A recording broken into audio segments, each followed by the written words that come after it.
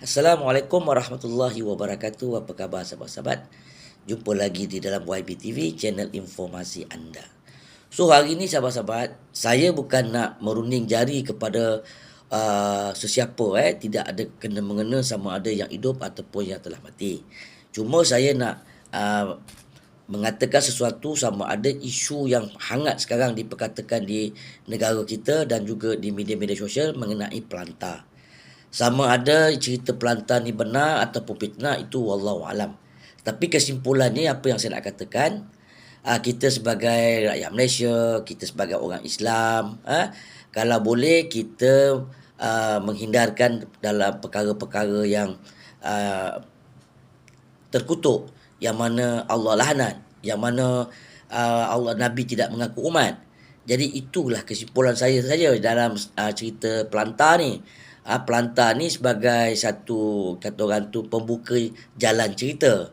Cuma dengan isu pelantar ni membuatkan rakyat lebih celik mata mengenai perbuatan-perbuatan yang tak elok lah dari segi moral. Kerana benda tu memang salah dari segi agama dan juga undang-undang. Jadi apa yang saya nak kongsikan kat sini, kalau boleh siapa saja yang terlibat dengan isu pelantar ni, kalau boleh baliklah ke pangkal jalan bertaubat. Sebab apa? Benda tu memang sah. Allah laknat, memang sah, salah dari segi undang-undang negara. Jadi kalau kita nak meneruskan perbuatan-perbuatan yang terkutuk tu, memang tak elok lah. Sebenarnya bab pelantar ni bukan saja orang Islam ataupun orang Melayu Islam. Dia termasuk juga dengan orang-orang kafir. Sebab dari segi normal, sahabat-sahabat, memang tidak ada mana-mana ajaran agama yang mengajar kita tentang benda-benda yang luar tabi'i, yang boleh melakukan perkara yang terkutuk sesama jenis. Tidak ada. Sedangkan dalam dunia ni hanya Islam saja yang Allah terima. Kita tak disamakan agama-agama lain tu sama dengan agama Islam, sebab itu dah masuk dalam fahaman plural. Jadi kita tak boleh, sebab agama yang boleh kita terima, yang Allah terima dalam dunia ni adalah Islam. Jadi apa yang saya nak ceritakan kat sini, nak kongsikan dengan sahabat-sahabat kat sini adalah perbuatan-perbuatan pelantar tu. Bukan makna apa yang Abang Mat cerita dalam channel Cili Kasih Taruk tu sebagai untuk kita merunding jari kepada suspek tu. Tidak. Kita cuma nak berkongsi dekat sini atas perbuatan tu. Perbuatan tu memang perbuatan yang tak boleh dilakukan oleh sesiapa saja. Baik Melayu, baik India, baik Cina, baik apa bangsa saja. Memang tak boleh dilakukan kerana itu bertentangan dengan moral kalau bagi segi orang yang bukan Islam. Kalau orang Islam memanglah kena laknat dan Nabi pun tak mengaku umat.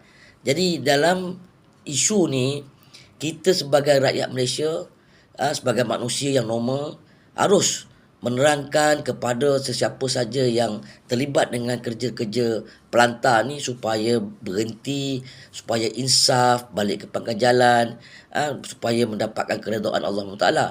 Kenapa sahabat saya cakap begini? Sebab kalau kita tidak mengambil tahu ataupun tidak mencegah perkara-perkara ni, bila Allah turunkan bala kepada negara kita, bukan orang jahat saja yang kena, sahabat.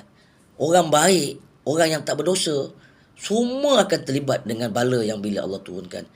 Kita pergilah lihat pada sejarah kisah Nabi Lut macam mana. Umat-umat Nabi Lut macam mana. Bagaimana Allah menjahanamkan umat-umat Nabi Lut kerana perbuatan-perbuatan songsang sebegini.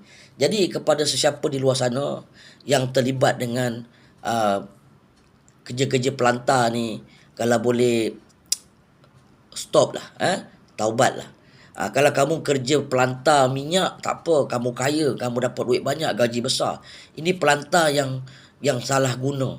Dahlah perbuatan tu perbuatan luar tabi'i, perbuatan yang Allah tak reda. Jadi kamu gunakan benda-benda yang melakukan benda-benda yang Allah tak suka tu, lagilah berdosa besar. Kalau yang lain-lain tu, insya-Allah sahabat-sahabat, tak ada masalah. Macam saya kata tadi lah, pelantar minyak tu okey lagi, dapat gaji besar kan.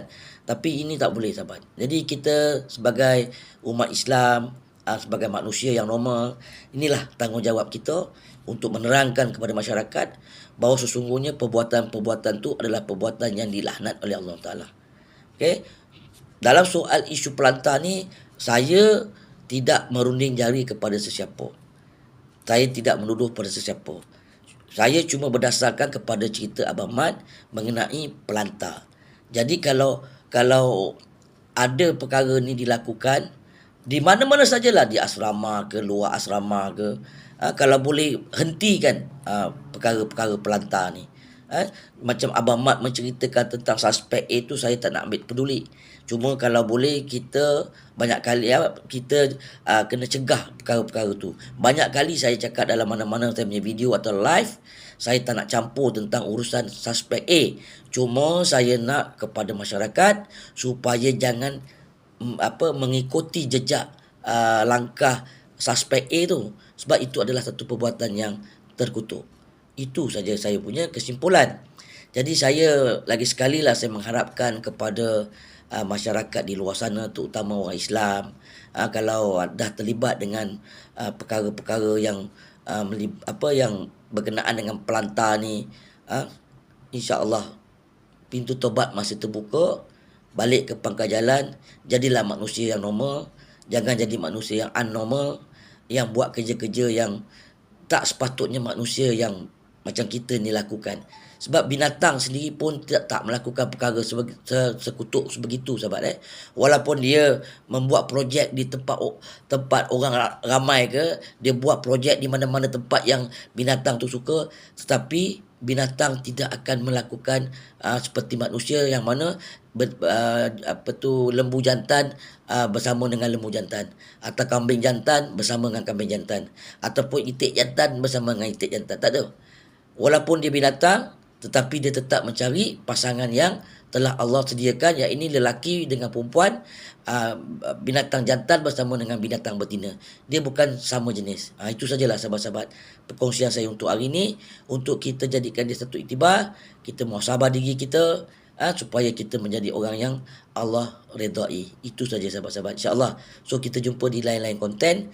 Semoga apa yang saya katakan ini dapat memberikan manfaat kepada seluruh umat manusia yang ada dalam dunia ini, insya-Allah. So be and the best, be and the best, be and the best. Takbir.